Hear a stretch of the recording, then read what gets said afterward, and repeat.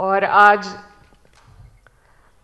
मैं आप सबसे सीखने के लिए आई थी, क्योंकि मैं जिस सीट से आती हूँ, जहाँ से मैंने ये चुनाव जीता है, जैसा इमरान साहब कह रहे थे, बहुत कम ऐसी सीटें हैं जहाँ पर हम सिर्फ अपनी कौम के बलबूते पर जीत सकते हैं। तो मेरी खुशनसीबी है कि मैं एक ऐसी सीट से आई हूँ जहाँ सिर्फ 30% होने के बावजूद तमाम जितने भी हमारे वहाँ के सेक्युलर माइंड के लोग थे, जो सेक्युलरिज्म को पसंद करते हैं और बढ़ाना चाहते हैं, ऐसे लोगों ने मुझे वहाँ से अपना नुमाइंदा चुनकर भेजा। तो यही मेरे लिए सबसे बड़ी जीत है।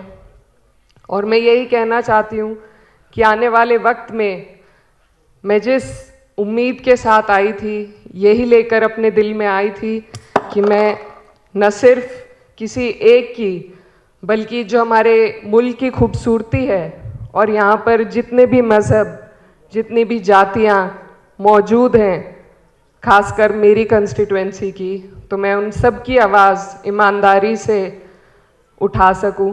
लेकिन यहाँ पर आने का जो मेरा मकसद था वो सिर्फ यही था कि आप लोगों के बीच में बैठकर ये जान सकें कि किस तरीके से हमें अपनी कौम के लिए भी काम करना है, किस संजीदगी के साथ हमें अपनी कौम के मुद्दे उठाने हैं।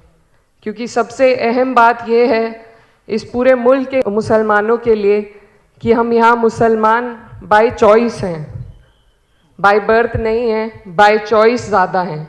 हमें मौका दिया गया था और हमने अपना मुल्क चुना, हमने हिंदुस्तान को चुना, सारी परिस्थितियों को जानते हुए, समझते हुए। और ये बात हमें खुद भी याद रखनी है और कोशिश करनी है कि जितने भी लोगों के बीच में हम जी रहे हैं, उन्हें भी इस बात का एहसास उनकी लड़ाई लड़कर दिलाया जा सके। तो यही मेरी आप सभी से गुजारिश है कि हम लोग इस बात को कभी ना भूलें कि हम बाय चॉइस हैं और इस बात को अपने तरबियत में भी शामिल करें। जैसा इमरान साहब ने बहुत अच्छी बात कही कि अगर हमें कोई ईद की मुबारकबाद दे रहा है तो हमें भी बढ़ चढ़कर सभी के जश्न में और सभी के दुख में शामिल होना पड़ेगा, तभी समाज में बदलाव आएगा।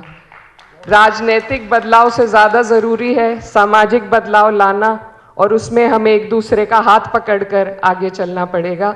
तो मैं बहुत छोटी हूँ, आप सबसे सीखने के लिए आई थी और बस यही चाहती हूँ कि अदीब साहब ऐसी बैठकें दोबारा करते रहें ताकि हमें सीखने का मौका मिले, पार्लियामेंट में खड़े होकर इंसाफ के साथ हम सभी की आवाज़ उठा सकें।